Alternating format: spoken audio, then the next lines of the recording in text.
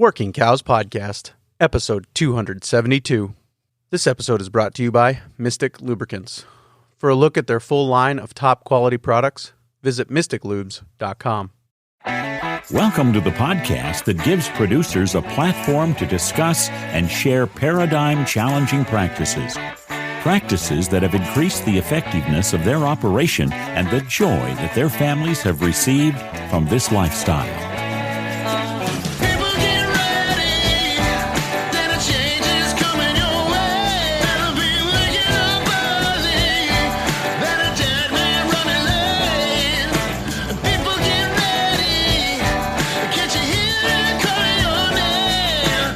Howdy, everybody. This is Clay Connery, host of the Working Cows Podcast, powered by the Global Ag Network. And this episode is brought to you by Mystic Lubricants. Since 1922, Mystic Lubricants has been providing superior performance and protection for farmers who demand the most out of their equipment. Today, Mystic continues to develop products in real-world conditions that are specially formulated to meet the unique demands of your specialized machines. They provide advanced protection for engine longevity and are the choice of people who make a living working the land. Learn more about Mystic products at mysticlubes.com.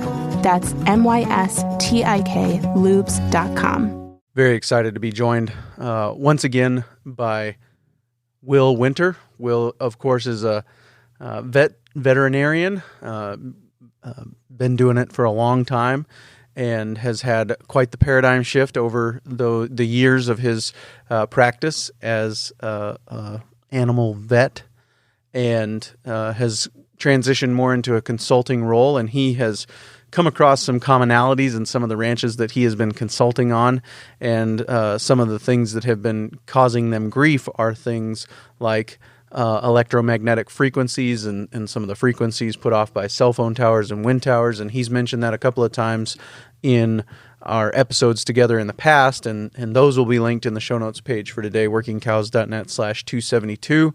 But I wanted to get him back on and take a little bit deeper dive on this and talk about how he kind of came across it and where he learned about this as a threat or as an issue that we're facing that we need to figure out how to mitigate, and then also about some of the solutions. What can we do? So that's why he's here today, and looking forward to this conversation with Will Winter. Will, welcome back to the Working Cows Podcast. Thanks for joining me again. Hey, thank you very much, Clay. It's good to be here. I love your show, and you're doing a big service because education is everything, and there's a lot of things changing, as we'll talk about today, and it's important for people to keep up with whatever's going on. What there's things that affect us that we have no control over, and this topic today is one of them. Yeah, for sure. So, yeah, both times I've had you on in recent months, you've mentioned your concern over, I don't know if EMF, electromagnetic frequencies, or some other kind of variation of that is your concern, but you've mentioned it both times, and I kind of wanted to hear a little bit more about your perspective on that and what is kind of raising your concern. Right, and my basic position on it is it's kind of part of my duty, I feel like, self-described duty, to tell people if there's any effect that's out there that could be damaging them. And this is certainly one of them. So, in the term holistic, it essentially, in a nutshell, means whole, everything. So that includes a lot of environmental factors that are beyond our control. And the getting right down to it, you mentioned EMF, which is electromagnetic frequencies, EMF, and that includes all the different forms of non-ionizing radiation. And most of us are familiar with the super bad radiation, of which fortunately we are not exposed to too much of it, like Fukushima or Chernobyl. Those would be like radioactive waste or X-rays. That's ionizing radiation, meaning that it changes your body. So obviously, everybody should avoid ionizing radiation as much as possible. You go to the hospital, and I consider it a form of CYA, cover your rear, in medicine, where If a doctor decides, well, this guy's just having headaches, I don't think it's anything too bad. Well, then if it turns out that guy has brain tumor, the doctor is probably not going to be a doctor any longer because he didn't do the X-rays or various forms of radioactive or radio signal diagnosis, MRI or things like that. So I would say probably 90% of the advanced radiology when you go to the hospital is because the doctor is afraid of getting sued. You might be that 1 in a million guy that has something bad. So we're all exposed to a lot more of it than we like. And when I go to the dentist, it's unbelievable. They want to do a full mouth radiograph, even if I'm not having any symptoms or anything. And obviously a certain amount of it is good. They can diagnose things, but I turn it down. I only probably get it every 5 years. Yep. Just because of that. Now, if I had a toothache or a tooth that was bothering me, I would be a lot more concerned, to get those X-rays, and they obviously save a lot of people's lives. So, in talking to you, I don't want to be the just bad news, gloom and doom. You turn on the news TV or you pick up the newspaper, it's pretty much all bad news. And then they'll have one story at the end of the news about a puppy or something, and the rest of it is depressing.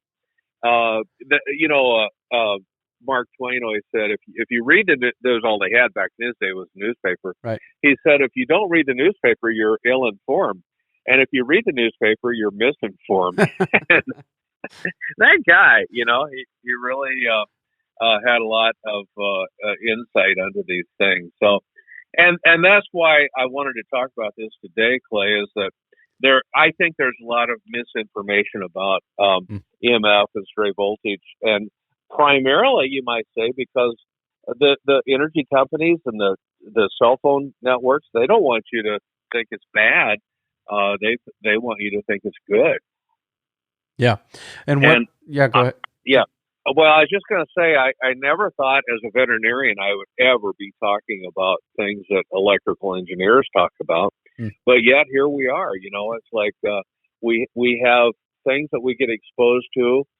And I would say the two biggest problems right now in terms of unwanted pollution are your neighbor's pesticides, chemicals, herbicides, insecticides, other sides, and then this electrical thing that we kind of have to teach ourselves about.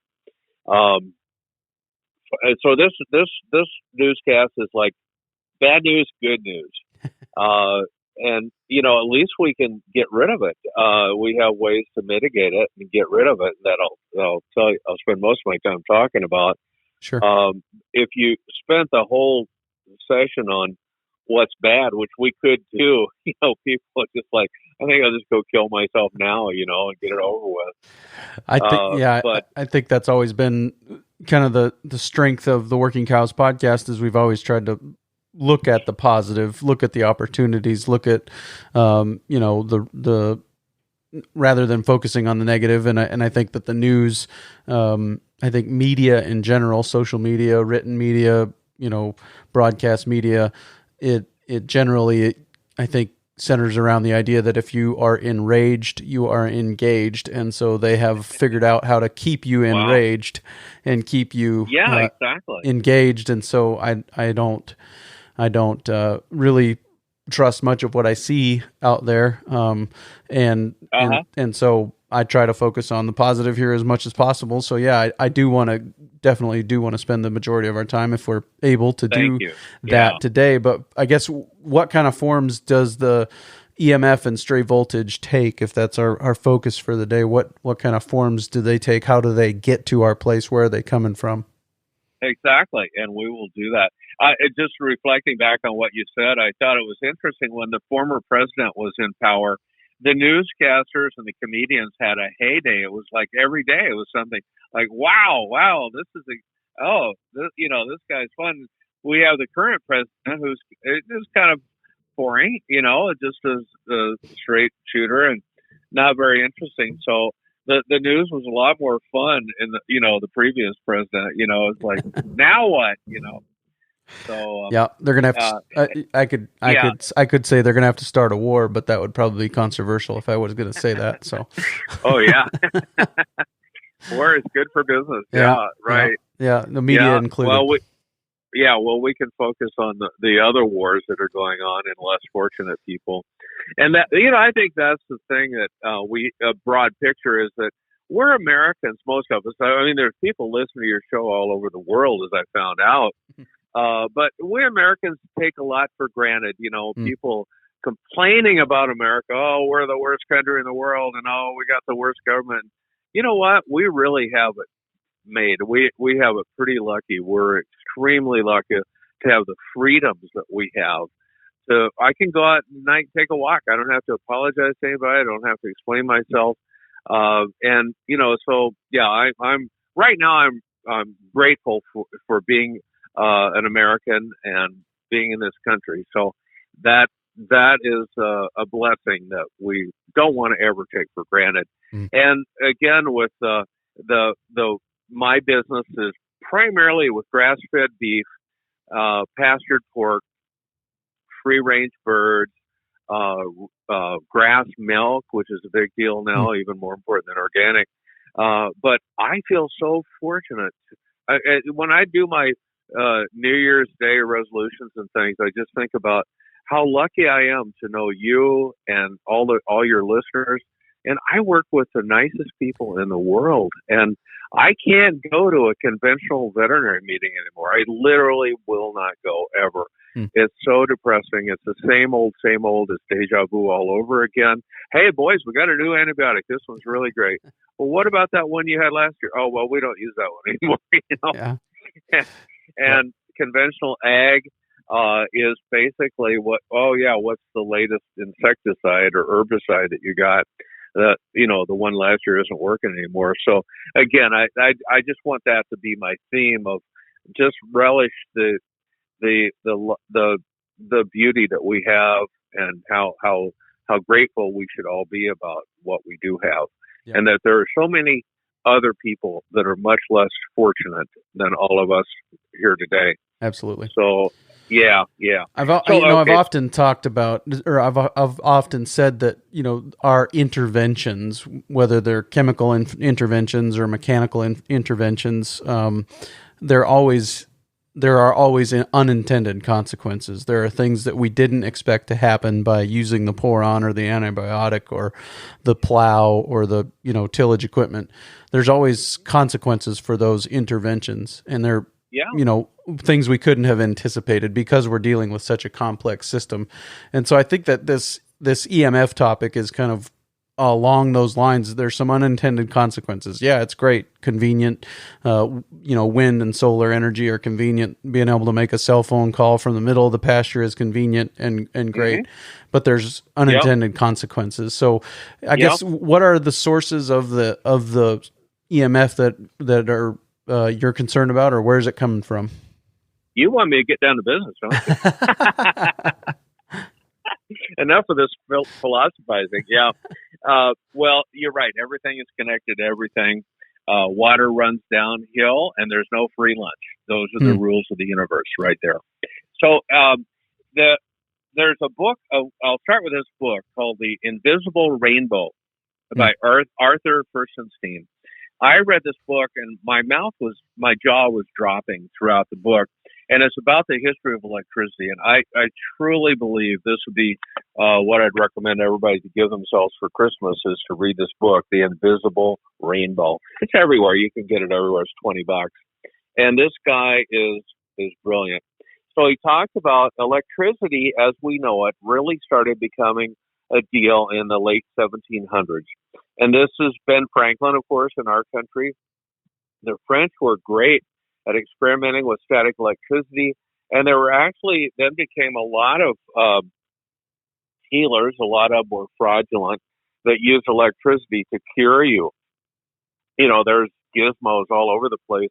And we have a museum here in Minneapolis called the Museum of Curious Medical Devices or something like that. And I think a lot of them were fraud, but they would actually give you electricity, and there's something to that. There is natural electricity in the planet. The Earth is fully electric. But it's a gentle, kind electric that's harmonious and compatible with our energy. In fact, I think a lot of people say that all living things on the planet Earth are fed by this. We have the North Pole, the South Pole, we have the ley lines, and this is the GPS, you might say, for all migrating animals. The elk, the bison, the birds, these a little hummingbird finds its way from Minneapolis to South America using this. And the honeybees find their way to the hive using the GPS of the natural earth energy. It's direct current, DC. And it's been here forever. It does have its own variations, but it's an important source. We have now bowled that over with billions of times more man-made, non-coherent, not harmonious radiation. Billions of times more.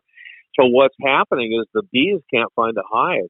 The birds, we've lost a fourth to a third of the bird population, part of which they can't navigate anymore. Whales can't navigate anymore. They beach themselves because of sonar and other forms of man-made radiation that screws up millions of years of genetic wisdom that the wildlife has. Deer and other animals are mystified by this blizzard of static that's coming at them. So it isn't just the humans that are affected by this. And where is it coming from? Well, again, Arthur Firstenberg's book, The Invisible Rainbow, talks about the evolution of the first electrification was in military installations. Gee, surprise, surprise. Military got electrification, the telegraph. They even got radar, and this is about 1918 that they started using radar on the military installations. And of course, radar is, you can't control it. It just goes out like a broadcast. And that there's correlation, not causation, correlation between even the Spanish flu epidemic and the advent of electrification.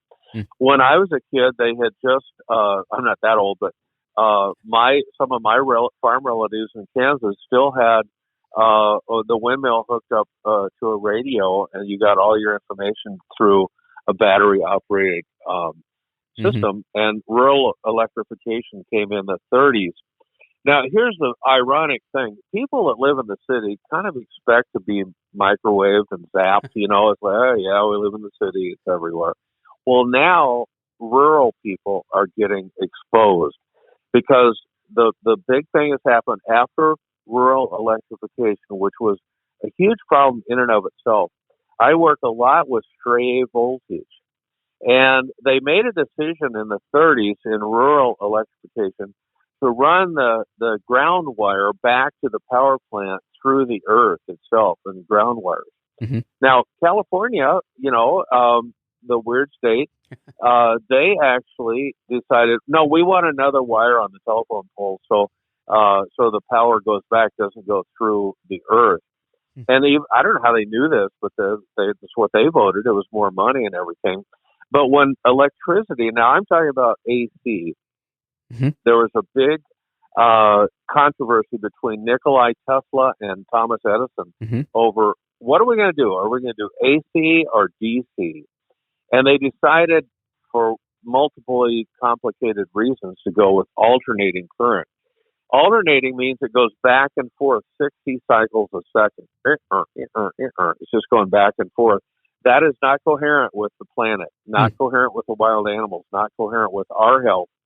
So we're on AC, and AC is very disruptive, very disharmonious to living things. So we have that. Well, since they don't have a ground wire, that means electricity, one of the laws of physics, is that electricity will take the path of least resistance. So if that is your metal barn or your milking stanchions or your plumbing, it will go through that rather than the earth. And that is called stray voltage. That's one of the sources of stray voltage. I have found recently, too, like I'm working with a farm in southern Minnesota that has I'll back this story up a little bit. The guy was fourth generation dairy farmer, and he's getting high somatic cell counts, meaning he has mastitis in his herd. So bad that he got kicked out of Organic Valley. You got too many white blood cells in your milk. You're kicking you out. He's like, what? We know what we're doing. We know how to make milk. We're fourth generation. Well, what I found when I went out there is that his barn was farmer wired, amateur wired, meaning they didn't understand the exact flow of the electrons in the wire. So what happens, you get these hot spots, and cattle, basically all animals, but especially cattle, are extremely sensitive to electricity, 1,000 times more. So that's why hot wires work so good. They hate it. And so his barn was hot. And you could almost feel a perceptive tingle when you touch the water lines or when you touch the stanchions. It was that bad. So he brought out an electrical technician who straightened it out. Now, double E's, electrical engineers, know electron flow, but even professional electricians are not necessarily taught in this. They just wire it up, and they could switch the hot wire and the ground wire on the way. There's a whole bunch of ways. And again, I'm not an electrical engineer. I apologize for what I don't know, but I do know the symptoms when I see it in the animals. And it's cows that won't let down their milk. They hesitate to get a drink. They hesitate to go in the barn, and they might even jump when they touch the water fountain. So these are things. And then now we couldn't do grass farming without hot wires, without electrical temporary fencing. It's made it so much better. But a lot of people don't understand the flow of electricity. And I highly recommend anybody that's going to do that to hook up with someone that, like Jim Garish, or people that really know how to wire it up and do your ground wire, so you don't add to the voltage of your system. Again, that's stray voltage or stray electricity, and it's actually quite easy to measure. And I've actually done this, and I've only had it work once, but I haven't tried it that many times. I just take a light bulb with two bare wires, and I stick the two bare wires to the ground, and that light bulb will light up. And that means that you have electricity passing through your soil, through your farm, which is going to go to any metal substance. And it's so prevalent. This is still true in Canada. It's illegal to build a metal building within a certain distance of a power line, because you can hijack electricity with it and run your farm with hijacked electricity. So they have a certain set distance. So this is pretty well known. It's nothing new. It's since the 30s we've been fighting it, and there's people all over the country that are stray voltage doctors that will rewire your barn or your home or your plumbing so that it doesn't happen. And this particular farmer that I mentioned in southern Minnesota, he also had the transformer from his telephone pole was 50 feet from his house. So they were getting stray voltage in their house as well. So I think it's $1,800 to get everything straightened out. And it was kind of funny too, because I ended up buying a bunch of electric meters and EMF meters, because I check every farm I go on, and I'm on close to 100 farms a year, just to see how much they're getting. And this guy said, well, come in my house. And this was a 2-story older farmhouse. And I have a device that tells me where the hot spots are. And the whole house is wired poorly. And it's plaster and lath. It's not sheetrock. There's no way they're going to tear all that out and rewire the house. In fact, my own house is over 100 years old, 120 years old. And when I moved in, it had knob and tube wiring, which you're too young to know what that is. Yep. Oh, you know what that is? Yeah. Okay. Well, you got two wires, and they're about 12 inches apart, 6 to 12 inches apart. and they're on these knobs, these porcelain knobs or tubes when it goes through a wall made out of porcelain. And there's a energy field between those two wires that's hot, and it's nasty. So I've gotten rid of most of it in my house. And this farmer told me something really funny. He said, Will, he said, it's better to build a 100-year-old house than to buy one. And I said, what? And he said, yeah. He said, you inherit so much problem when you buy a 100-year-old house. And in fact, my house was wired it was like 5 plugins in the whole house, but they didn't know whether electricity was going to catch on or not. And so I have gas lights throughout my house that are on the walls. Every room has 2 or 3 of these wall outlets, which still have gas mantles in them. And then when they said, I guess electricity is going to catch on, so they just took some old crummy wires and they ran them through the gas pipeline to these. So a lot of my house is wired through the old iron gas pipe. So you can imagine what that's like. Wow. And then, of course, we've botched it over the years, adding plug-ins here and there. And, we don't have any light in the closet. So we've created some monsters there, too.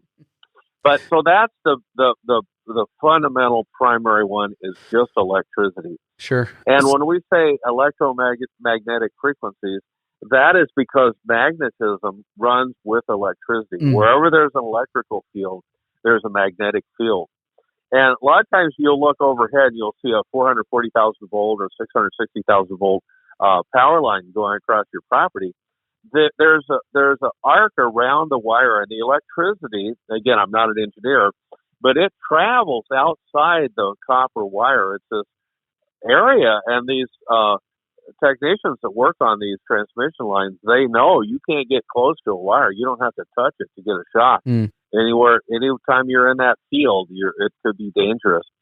So then now we're getting into another field where we're talking about high tension power lines that go over your farm as another source of EMF, and that's mostly the E and the M, electromagnetic. And we don't like to see cattle underneath, grazing underneath those. And I work a lot with Amish people and Mennonite and Hutterite, and I love them. They're kind of naturally driven towards organic and the natural way of doing things. But they're growing in population. So you're a kid, you've outgrown the area in your community, so you move to a new community. And a lot of these young people are moving to an area that has a big transmission line right over it. And like I said, this is happening to rural America now. And the land, the majority of people don't know about how dangerous these power lines are. So they go ahead and buy the land. They look up and they go, whoa, what is that going across our land? What is that doing? Well, let me tell you, it's always bad news. And the more powerful it is and the closer it is to you, the worse it is. And throughout our whole talk today, Clay, to remember that the distance to the source is critical, and it's exponential. It's like the difference between holding your cell phone up to your ear to having it on the table on speakerphone is like 1,000 times less toxic to have it not up to your head.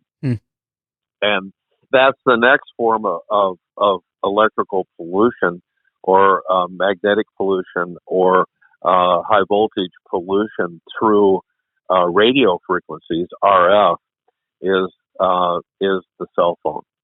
And it's been a big deal, and so many people brag to me, like, oh, yeah, we get cell phone reception now. Really good, 5 bars. And I go, oh, that's too bad.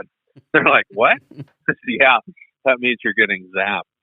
And numerous times I've had an Amish farmer have me out on their farm, and you open their front door, and right across the road is a gigantic cell phone tower.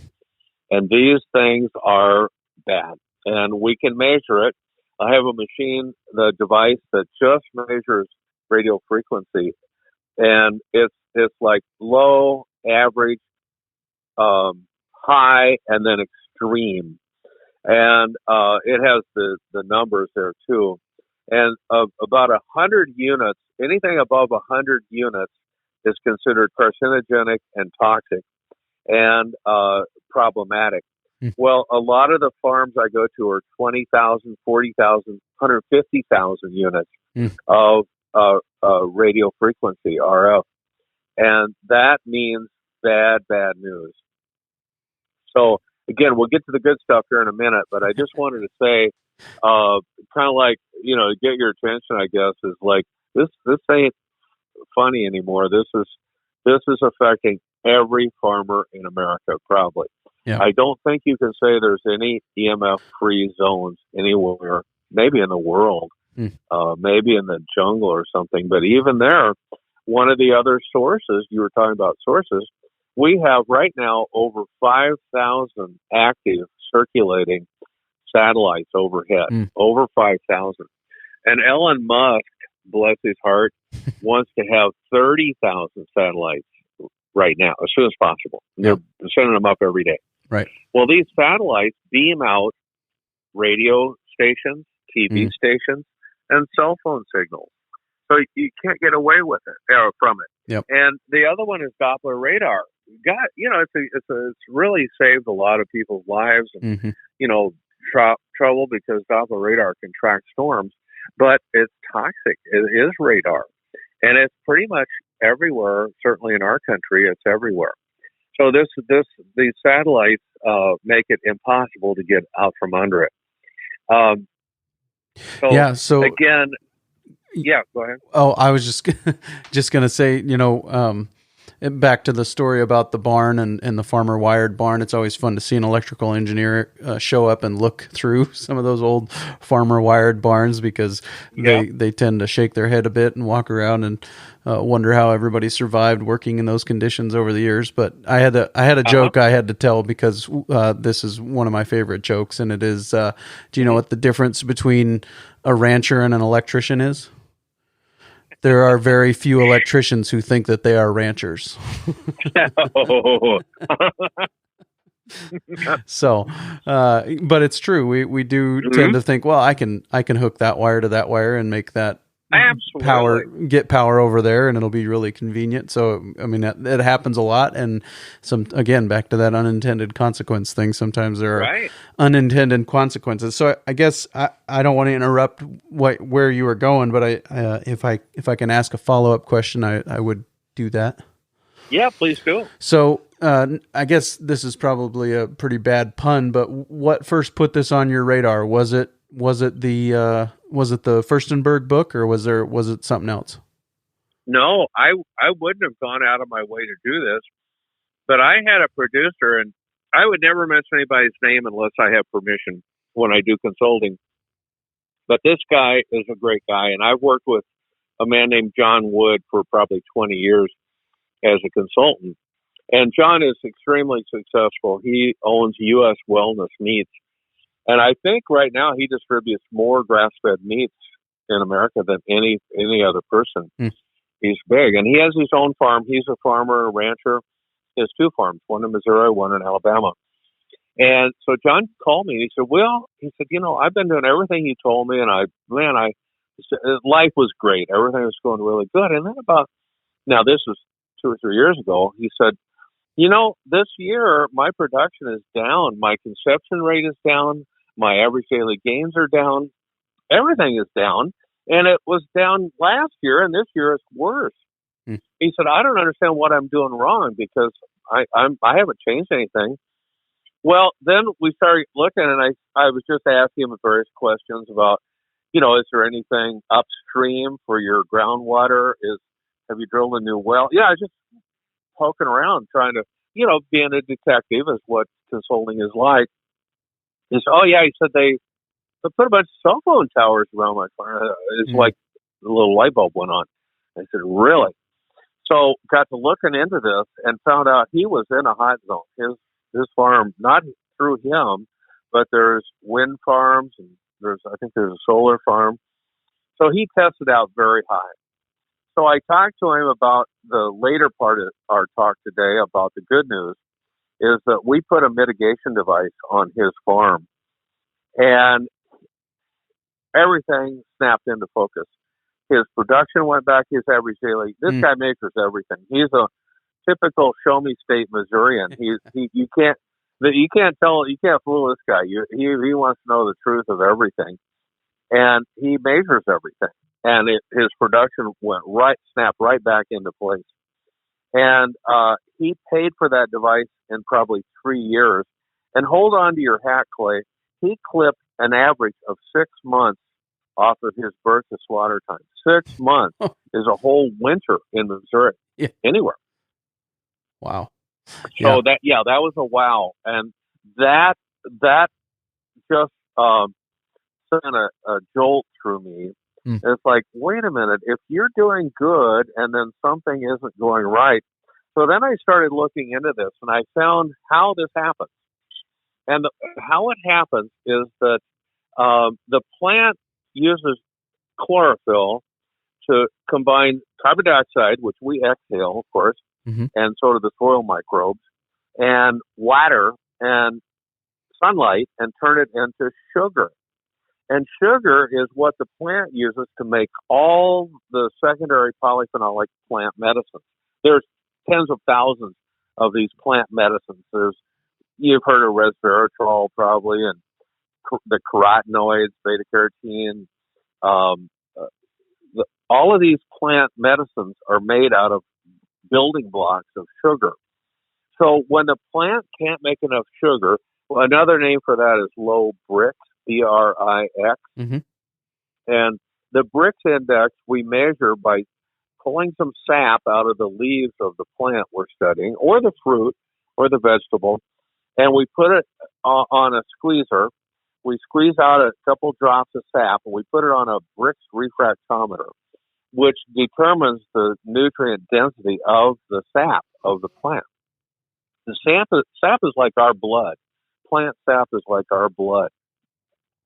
So if I pull some blood out of your arm and it looked like Kool-Aid, that would not be good, right? Right. Right. So if the plant sap is, let's say, below 12, you're going to probably be going backwards. You're going to be continually fighting plant parasites, fungal problems, insects, blight. The plant doesn't even have enough medicine to make itself healthy. Then when our animals eat it, they don't get the plant medicines, or when we eat it, we don't get the plant nutrients. So that doesn't happen. And even in fattening cattle, we have learned that if you don't have an average Brix of 12 or better, you will never fatten cattle. You will never get into the cream of life where you're making a profit. Well, if I drove from where I live to where you live in the summer and stopped every 2 or 3 miles, I'm going to see 3s and 4s, maybe a 4, a lot of 3s. So those are sick plants. Our whole world is that way. So when we are exposed to radio frequencies or any EMF, the plant's ability to utilize chlorophyll goes down 30% on average. So the plant can't respirate. It can't get it. And by the way, with animals and humans, EMF interferes with our ability to assimilate oxygen.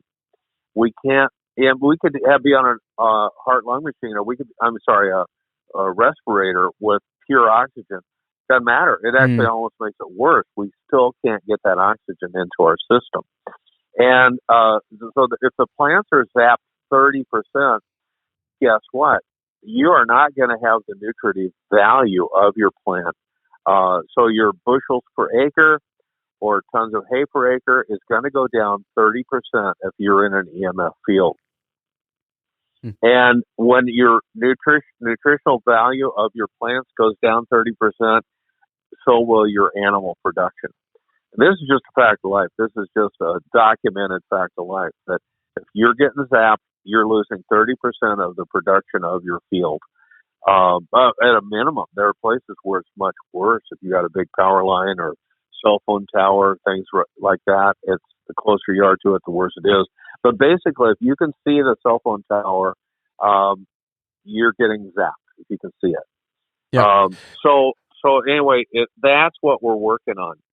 And as soon as we we can't turn off the EMF. It's way beyond our control. And it's getting worse every day. They've already invented 10G.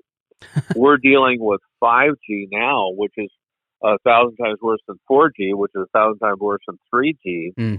And I don't quite know why they're cramming it down our throat. There's a lot of stuff about this that I don't understand why we have to have 5G. I was happy with 3G.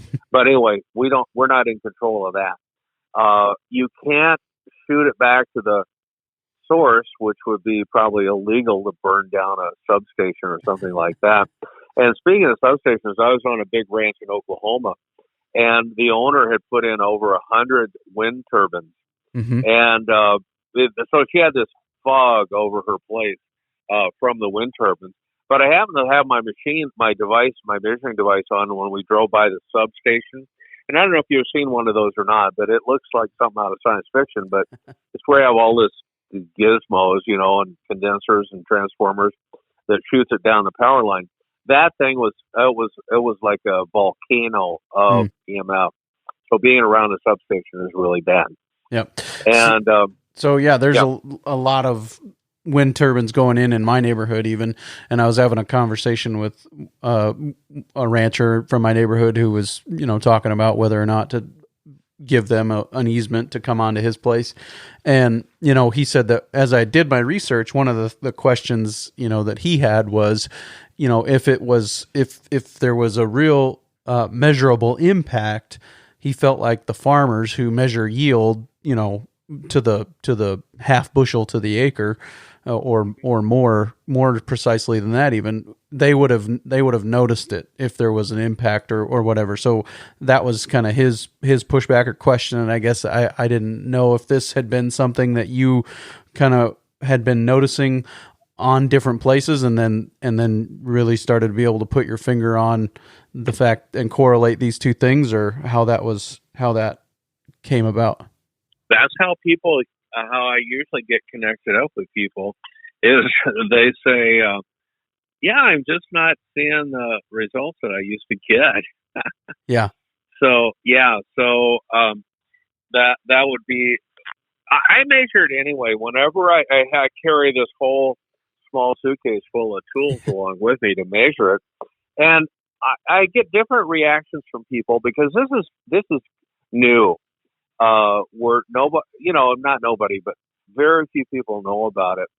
And we had a lovely guy in Acres, USA. He's one of our standard speakers. His name was Bruce Tanio. And unfortunately, he died prematurely. We're not quite sure what happened there. But Bruce was onto this, and he had devices that mitigated it. You plugged them into electricity, to AC, and he had one called Harmony. He had one called Symphony.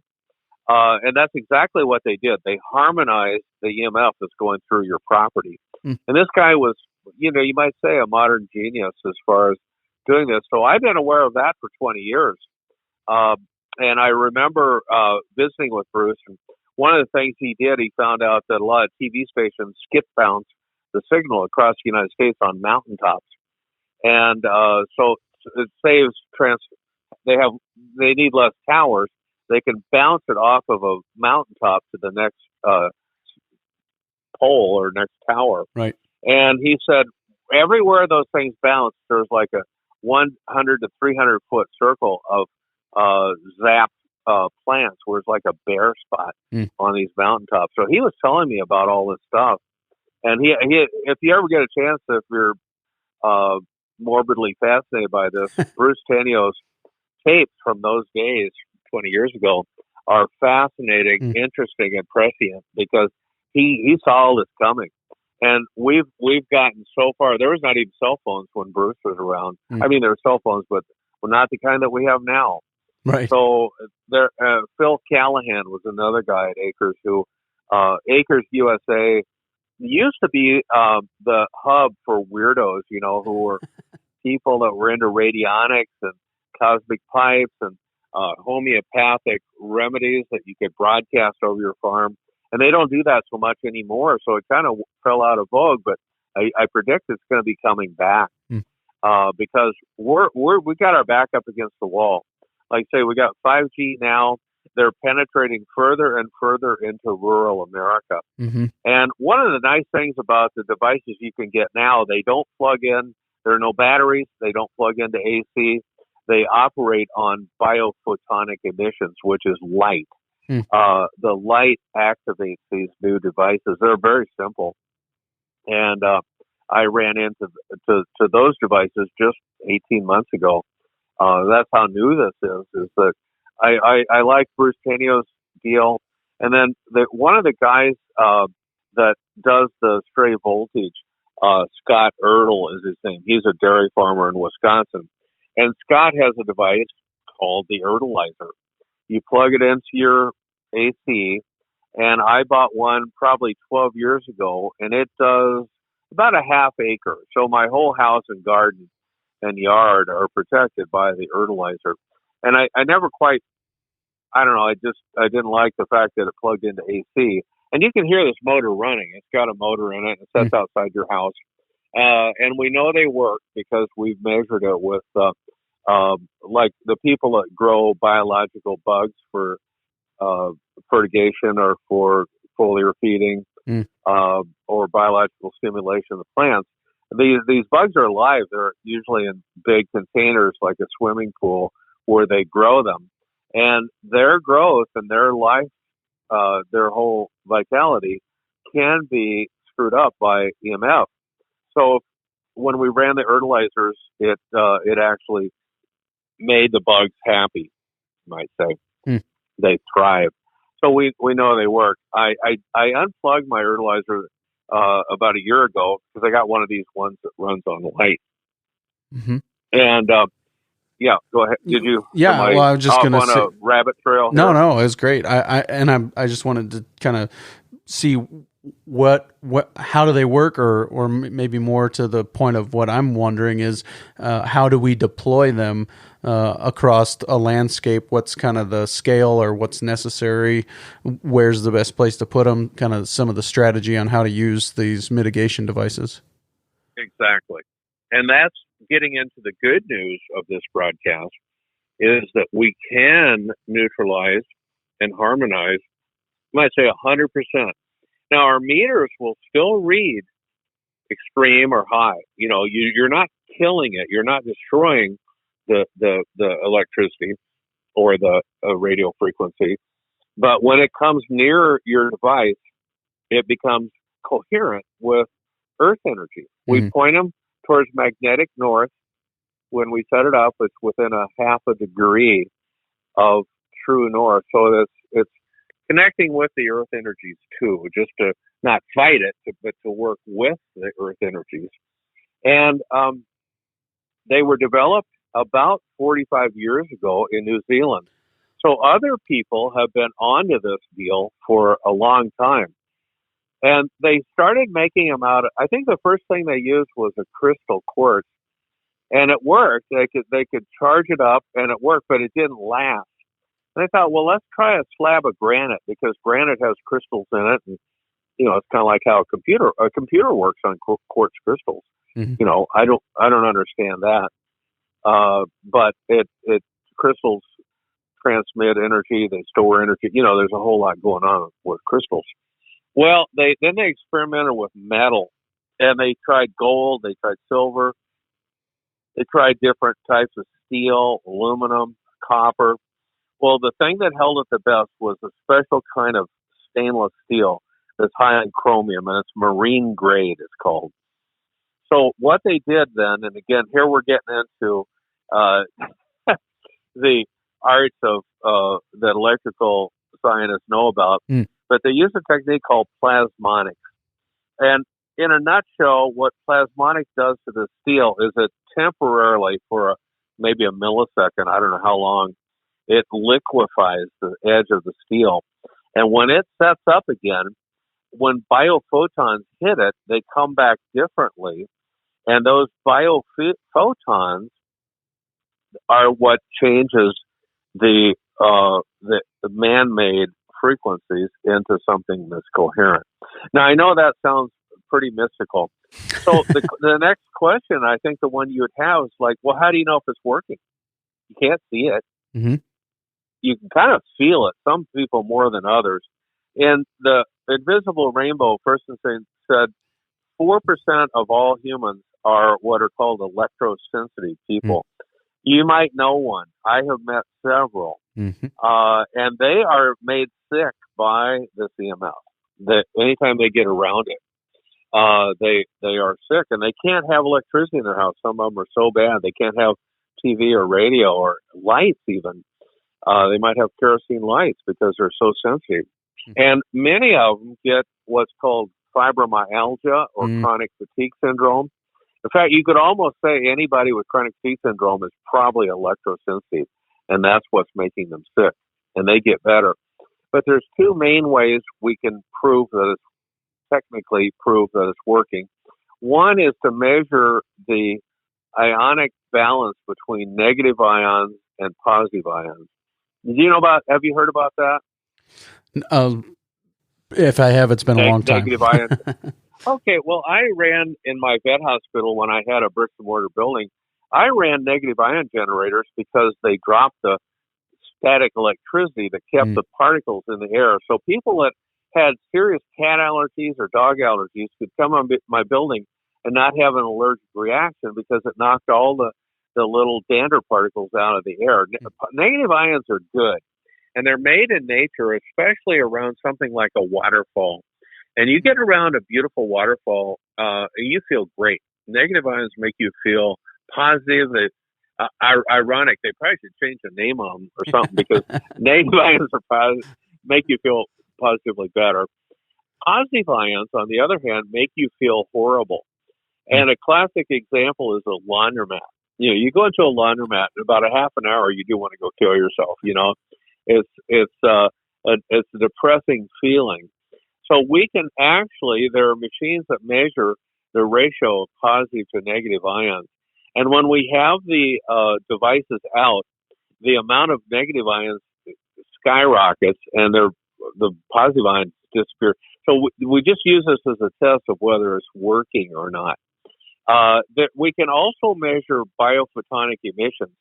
And I know that's a mouthful to say, but every living thing emits that, even rocks to a small degree, but plants, animals, humans, if you're alive, you're emitting biophotons, little particles of light. You're giving off, you're emitting energy. And we can measure when somebody gets near it, what their biophotonic emission was before they got near it and when they're around it. And it always goes up. I do this. The weirdness I have is I'm a dowser. I do dowsing with pendulums or with rods, and I'm pretty good at it. I mean, I don't do it for a living, but I use it every day.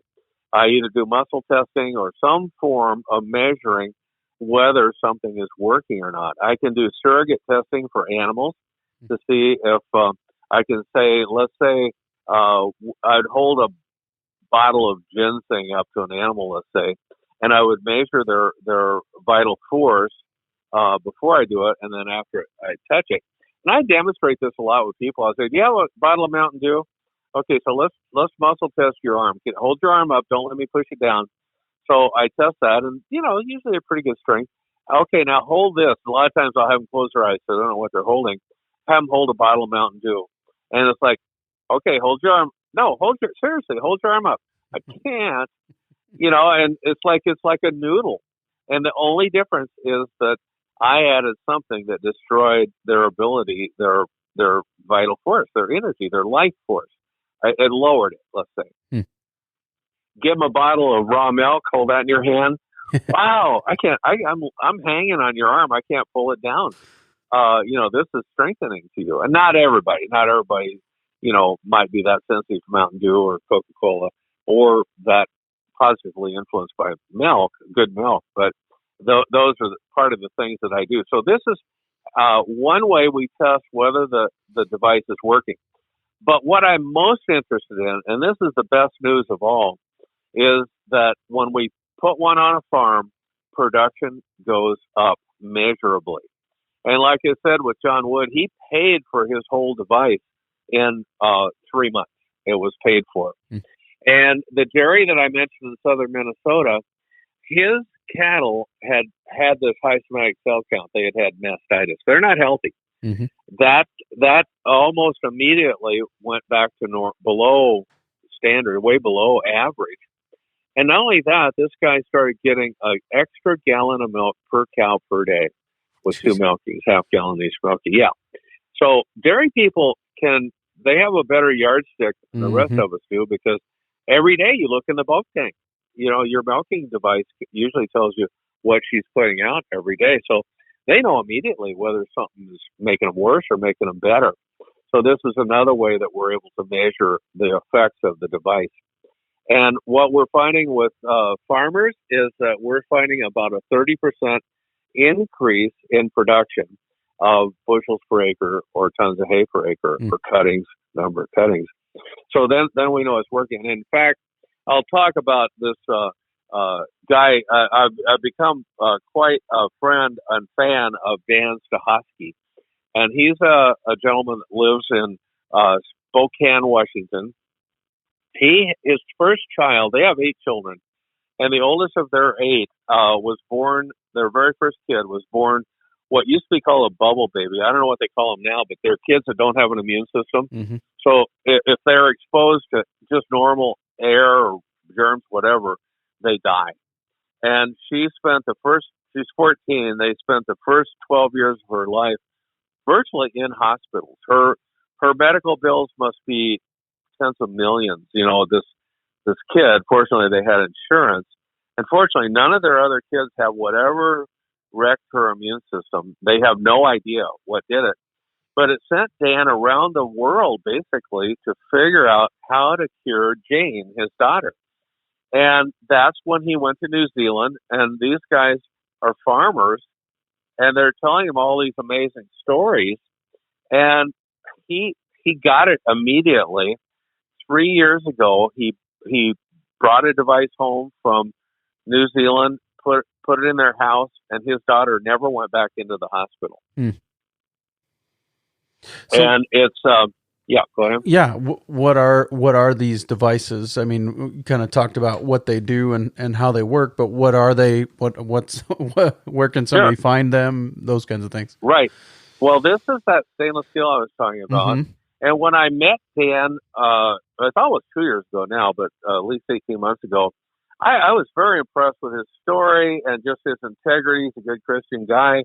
He's just rock solid. You know, he really understood the science of it, more than I, actually. So I bought 2 small devices, one for me and one for my wife. We're both wearing ours now. I've only taken mine off one time in these almost 2 years. But it's a square inch of stainless steel. It's kind of pretty. It looks like a piece of jewelry. It looks like a diamond. A diamond shape. Mm-hmm. And that protects my basic personal space. I'm talking on a cell phone now. I'm in a room full of Wi-Fi and modems and, routers and things and all the other stuff, cable TV and all that. But I'm completely protected by it. So that was my toe on the water. I thought, my wife and I both thought, these things work. I can feel it. They work good. And as a little side story, the only time I took mine off was a year ago at the Acres USA meeting, which happened, I think it was in Nashville. Or no, it was in Cincinnati. And I walked in the hotel right out of the airport, and I had that thing around my neck, but I had it sticking out. It was above my clothing. And I saw a bunch of people in the lobby, and I sat down with them, and friends of mine were just chatting. And they said, "What's that thing on your neck?" And I said, "Well, you want the short story, the long story?" And I said, "This protects me when I'm on the airplane and when I'm around cell phones." They said, "Well, how do you know it's working?" I said, "Well," I told them a little bit of what I told you. And I said, "Well, here's the other thing it does. It will structure water. It'll make water coherent. Or your drink, your wine or your beer, whatever you're drinking, water." So I took it off and I passed it around the table, and everybody was dangling it over their wine. It's like, yeah, it does taste good. And pretty much everybody could taste the difference. Well, after about 20 minutes, we're sitting in this lobby, and I go, boy, there's a lot of televisions in here. And I never noticed how this lighting is harsh. So I said, excuse me, could I have my little thing back? I didn't notice what it was doing, and this is how we are. You get used to certain things, like I was saying about the beautiful parts of our country, and I put it back on, and it's like, oh yeah, now this feels good. So that was the day I knew that it worked, and so that was that story. Well, it worked so good that Dan Sahosky sells what are called ag conditioners, and these are the ones that work on biophotonic emission, and they're plates of stainless steel, plain and simple. Mine is only one layer thick around my neck, but I bought one that was 5 by 5, so that's 25 square inches of stainless steel times 5. It was 5 layers thick, so it's a slab of steel. And it comes on a thing called a light tower, and which is a wooden rack, has a little scalar antenna to increase the frequency. But that little 5 by 5 does an acre and a half, protects an acre and a half. So that's why I said it protected my whole house, my garden, my yard. I ended up selling it to my neighbor. They were getting a little free coverage from mine. So, and then I bought another one, and I ended up selling that to a family member. So now I have a 7 by 7 inch one, same exact device, and that covers 3.5 acres. I don't know why I jumped it up, but he can tell more of the story, that you get more effect, a deeper effect, by the 7 by 7 one than the other one, including more range. Sure. Well, the top of the line is one that does 10,000 acres. And it's only about 16 by 16 inches. It's this big slab. It weighs about 20 pounds. And it comes in a box, and you actually, Dan helps people figure out where to put it. A lot of I've got 3 Amish families where 3 to 4 of them have dairies real close, like a mile apart. And a 10,000 acre unit will cover all of their dairies. So they just split the cost for it. Then it goes down to one that does 160 to 200 acres. There's all different sizes. And Dan helps people figure out where to put it. He gets on Google Maps, and he pulls up your whole farm, and he'll tell you exactly where to put it. And the other beautiful thing that helped me trust him, no questions asked, money back guarantee. So, I mean, this sounds like an infomercial or something, which I don't intend it to be, but he doesn't want anybody to buy it and then regret it. And I don't know, but I don't think anybody has ever returned one. I sure wouldn't get rid of mine. I'm very comfortable with it. Like, say, I unplug my fertilizer. Nothing against fertilizers, but I do like this one because it's inside my house, no electricity, and everybody can feel it working. And this is kind of another rabbit trail, but my wife and I like to have a little glass of wine every night before dinner, and then we sat and talked about our day and everything. It's just a really nice little happy hour. And we set our wine glasses on top of it before we drink it. And you can make a $3 or $4 bottle of wine taste like a $20 bottle. You can make a living doing this, just to make it a better tasting wine. But that's, again, just a little aside of how we know that it's working, and we love it. Now, the 5 by 5, you can also use it on body aches and pains. Like I have, being a large animal vet, I have bad knees, and I hold it on my knees, and I just paint it like you're using paint. I just stroke that against my knee. You can feel it immediately for shoulder, back, knee, elbow, any kind of joint pain, any kind of pain, actually. And it also works for insomnia or people, that's another symptom of EMF poisoning is you can't sleep very well. You just can't rest. And there's some recent information. There's a gland in the brain called the pineal gland, and pineal gland makes melatonin, which is the eraser of age. It reverses aging. It's like the most important hormone in the body, but it's only made in the dark of night. And that's why I've actually started wearing a blackout mask at night, just any stray lighting around our house, in the bedroom or especially, you block that out, because when there's any kind of light, the pineal gland says, "Oh, can't work now." We only work when the body isn't doing anything else. But then I found out that any electrical device in your bedroom also shuts down the pineal gland, so it doesn't work at night. So you age more. It's like the opposite of antioxidants, oxidizing your body. So, and that's probably something I should have started talking about. The two ways to deal with EMF pollution. One is quit making it. Don't lower what you have that you're exposed to, that you do have control over, and then mitigate the rest. So I work on a cell phone and a computer pretty much basically all day. That's what a consultant does. Yeah.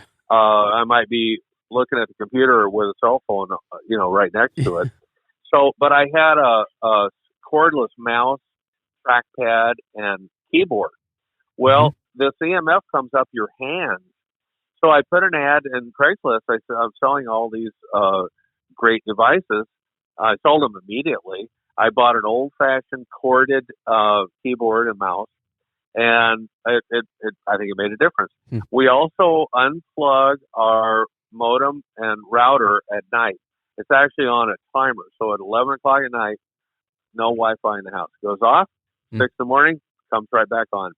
So that significantly lowered the amount that we have. We took as many electrical devices out of our bedroom as we could. And, we just went through our house, anything that could be a source of this.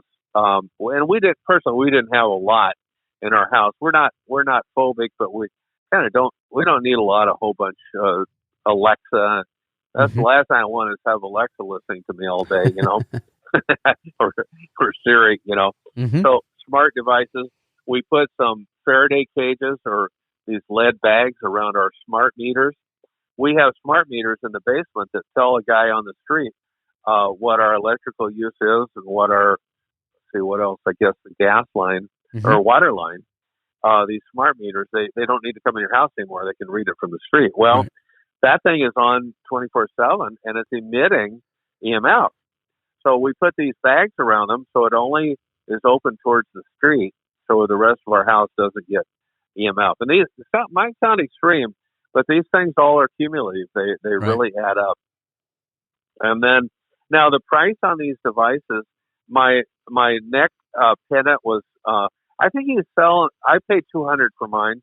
I was at Acres, he was selling them for $180 a piece, and that's a lifetime. That was why they went with stainless steel. It doesn't wear out. The charge stays on it.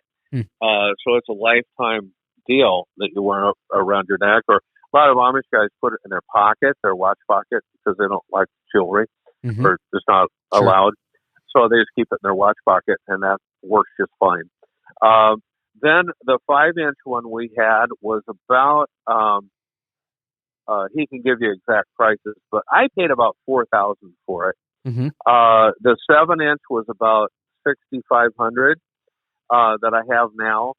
The one that does 160 to 200 acres runs about $10,000, and the top of the line is on.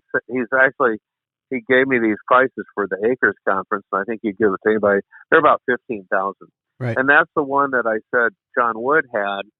Ended up getting another one for his Alabama farm.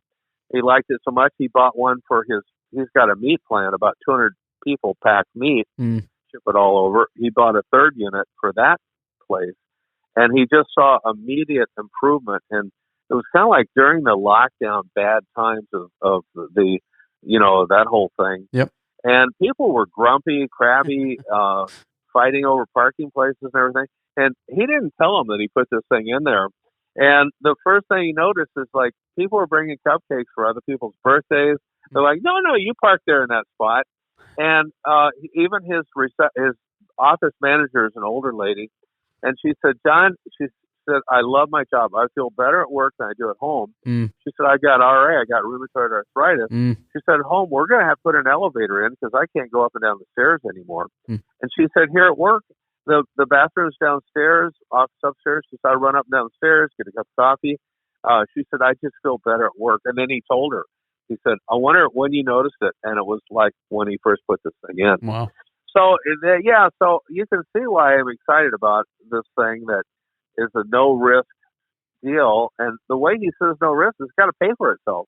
Any input you put on your farm needs to pay for itself. Right. It's like one way or the other. In herd health or production, something. So this is kind of my find for this decade. I think I found apple cider vinegar last decade. I'm still shouting it from the rooftops.